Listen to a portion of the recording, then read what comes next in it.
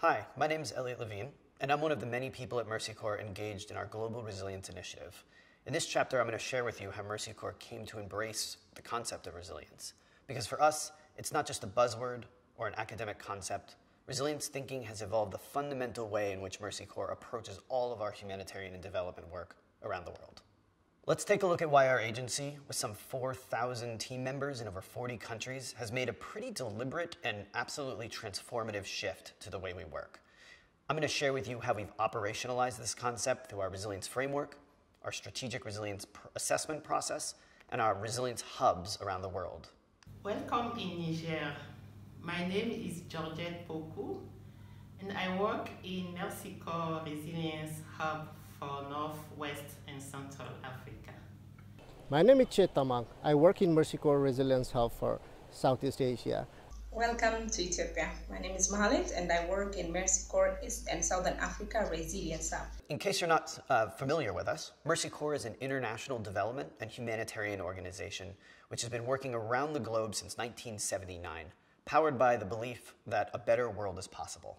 Our mission is to alleviate suffering, poverty, and oppression by helping people build secure, productive, and just communities. And yet we see, despite our industry's collective efforts over the past decade, too many families around the globe are still teetering on the brink. In many places where humanitarian and development aid has quite a long track record, needs are actually growing. Why is this? In a perfect world, the international community's carefully planned investments in development should increase well-being for families over time. It should look like this. We'd like it to look like this. Unfortunately, we know that this is far from reality. The world we work in is, of course, not perfect. Families are better off for a while, and then something happens. A drought lasts much longer than anticipated. Migration suddenly picks up. A conflict spills over a border. These shocks and stresses are incredibly destabilizing forces, and the frequency, magnitude, and complexity of these forces has amplified in recent years. Every time a shock or stress occurs, progress is derailed, sometimes for years at a time, and people simply can't keep up. At the same time, development gains that were hard-won are lost, seemingly overnight. In reality, the world in which we operate looks much more like this graph. For all of our efforts to fix these problems, or even prepare for them, for all of the good development we and other development actors do, more than 1/3 of development spending has been lost to crises in the past 30 years. That equals $3.8 trillion US. What this means to Mercy Corps is that simply good development is not enough. In fact, increasingly unstable and fragile world that we live in, simply doing good development work without seriously considering and planning for these risks is not only unsustainable, it's reckless. At Mercy Corps, we see resilience as an approach to development and humanitarian work, which helps us to increase food security, grow economic opportunities, establish more transparent and accountable governance structures, or improve the management and health of vital natural resources. What this means is that resilience isn't a standalone pillar of our work, but that it changes the way we do our work. Taking a resilience approach has implications for the way we design, implement, monitor, and learn from our programs. Today at Mercy Corps, we define resilience as the capacity of communities in complex socio-ecological systems to learn, to cope, and adapt and transform in the face of shocks and stresses. And this graph illustrates what that looks like. Even though a rainy season may come earlier than expected, or a market failure unfolds, families, communities, and the systems they rely on are better prepared, have resources in place to better manage the crises while it's happening, and have the tools to recover more quickly. How did we operationalize this approach, though? How do we take resilience from a concept to something we can do something about? Well, we knew resilience couldn't be a concept born at headquarters and pushed out to the field. That's not really how we work. So from the beginning, Mercy Corps established 3 regional resilience hubs in East and Southern Africa, in North, West, and Central Africa, and in Southeast Asia. Each hub has a dedicated resilience team, and this is where the real work happens. This is where we learn, apply, test, measure, and retool our approaches to building resilience. And while it looks different in each region, there are core concepts, processes, and frameworks that remain true and guide our work globally. At the center of this work is our resilience process, illustrated here. Many of these steps share common elements with best practices in traditional good development work. But applying a resilience lens, which I'll walk us through in a minute, changes how we approach these steps. Let's take a closer look, starting with that resilience lens in yellow. This lens is made up of 5 critical questions, which we feel helps ground the concept of resilience in a particular context. The first question we ask is, resilience of what? And this refers to what geographic location we're working in, and then how we break that geographic location down into social, economic, and ecological systems of which communities are a natural part of, and they rely on. The next question is resilience for whom? This refers to whose resilience we're trying to build and how we can recognize how their sort of unique experience changes their vulnerability. Resilience to what is what many people think of first when they're thinking about what resilience is.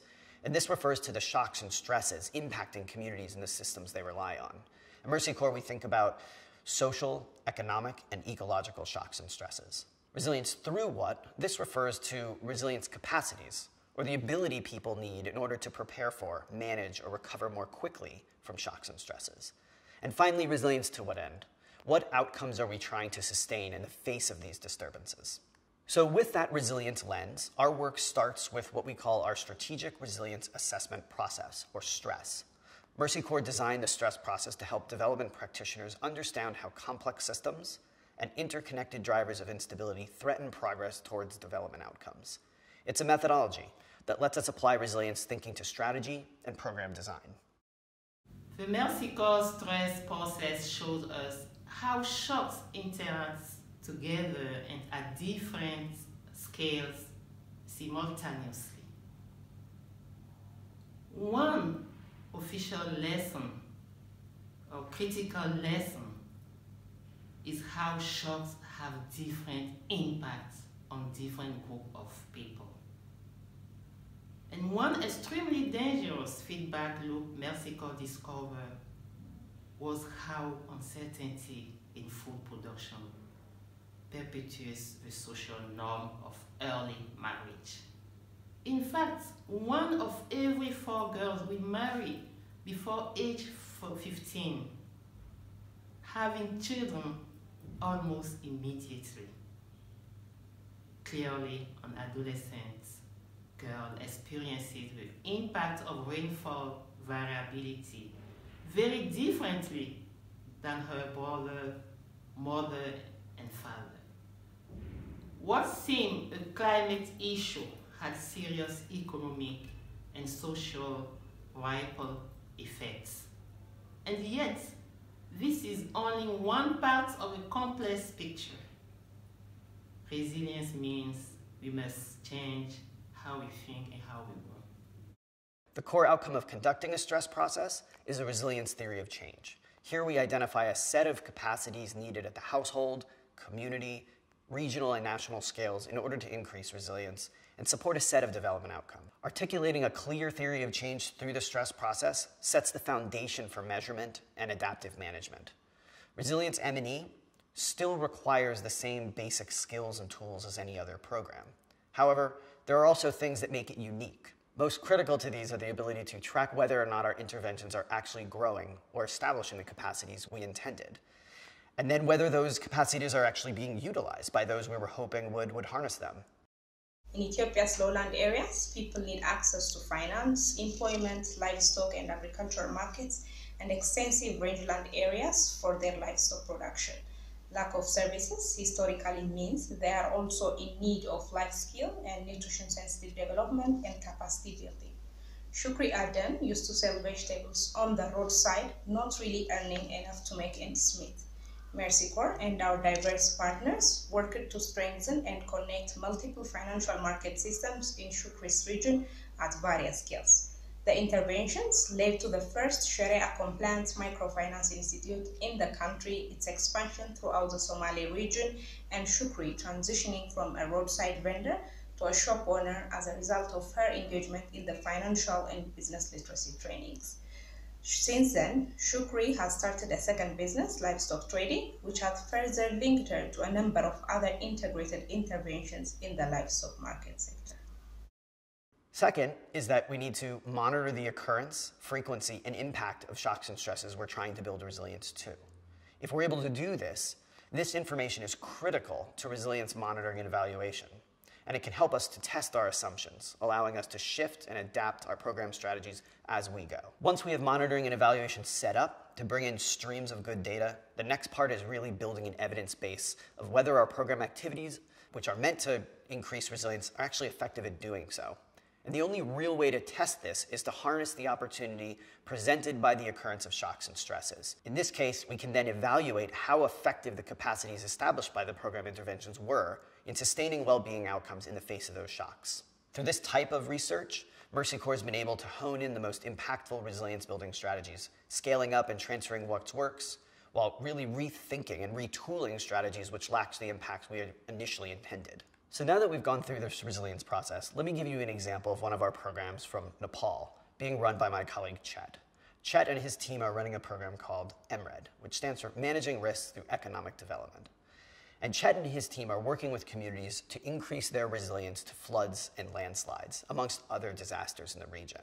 10 years ago, Lakshmi Chaudhary almost lost everything in a flood. There was no warnings, just enough time to pull her son up to lift, where they watched the murky water shares. She turned to see her 4-year-old son falling from the ledge and his aunt leaping after him. Her son was safe, but many families fared much worse. Seed, livestock and homes were destroyed and many lives were lost. Today, Lakshmi is a member of local search and rescue force created in the wake of the flood. Disaster risk reduction efforts have a long history in Western Nepal.